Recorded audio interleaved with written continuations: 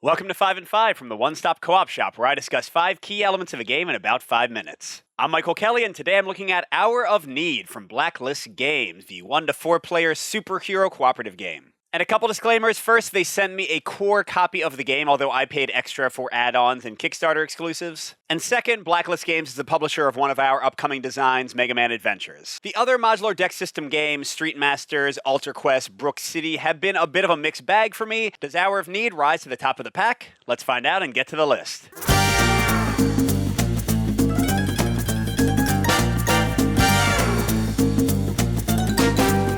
Starting with my number 5, it's a pro, and that's looking at the villains you face in the game. They have unique decks, including different lackey minions that will come into play to oppose you, plus a bunch of other unique effects, but actually resolving these cards is incredibly simple. Generally, you just do a few icons. They might have a unique effect as well, and then they get discarded. They also have a cool showdown mechanic once you're fighting the boss, where you flip a card each time you attack them, and they might have a response to your attack. That works really well to keep the tension of the fight going. The only real negative I have is that you only get 2 villains in the core box set, so it's really not as much variety as I might like unless you go into some of the expansions. My number 4 point is a mix, and it's the other main thing opposing your players, which are the issues you're trying to solve. And each one, kind of like Stages and Street Masters, has its own unique board setup. You're moving around, and you're trying to stop these schemes that the villain has, and they move from scheme to scheme until if you let them get all the way to the 4th one, they usually accelerate and end the game quickly. On the positive side, that whole progression works pretty well, and each of these boards has one kind of main mechanic that makes it unique and keeps it interesting. They each also have their own unique deck you draw from, and then probably my favorite thing, they have these scheme cards that each player gets that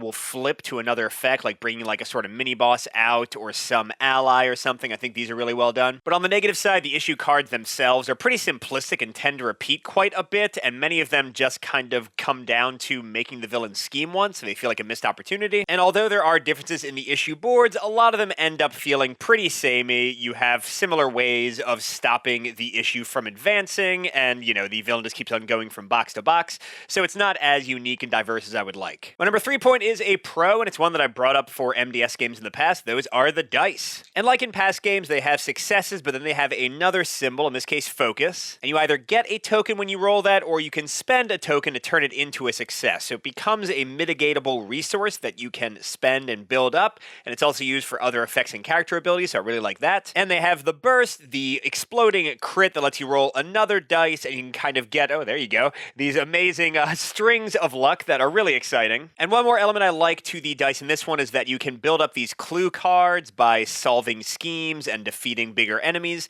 and then you can spend them to give yourself extra dice. You can really make like those big attacks on the villain or those big schemes you need to fail more likely to succeed with another resource to manage and spend intelligently. But my number 2 point is back to a mix, and that's the pacing of the game, the flow of it. As I already mentioned, the villain advances from scheme panel to scheme panel if you let them, as the issue does its thing and tries to achieve whatever it's trying to achieve. But your heroes can generally take actions to prevent that and push things back if they are willing to not fight the boss for a little while or not pursue their main goals. And the positive and negative here is that feels great when it works. When you walk that tightrope of dealing with these, but also advancing the core goal, and both of them are kind of working against you, things can be great. The game doesn't overstay its welcome. But I've definitely had many games, and this is more susceptible to certain player counts for different issues, where you can kind of keep the issue from advancing in any meaningful way, especially if you deal with it early in the beginning before the villain advances to a spot where things accelerate. And then the game can feel a bit mired down because the boss never really gets any faster, but you're also spending a whole bunch of your actions doing the same repetitive motion to prevent them. My final point is also going to be a mix, and that's looking at the heroes and what you do on your turn. So each unique hero has an identity card, and it's flippable, so they'll have like kind of different changes or super modes they can go into. They'll also have 2, 3, or 4 constant cards that they can play to get ongoing bonuses,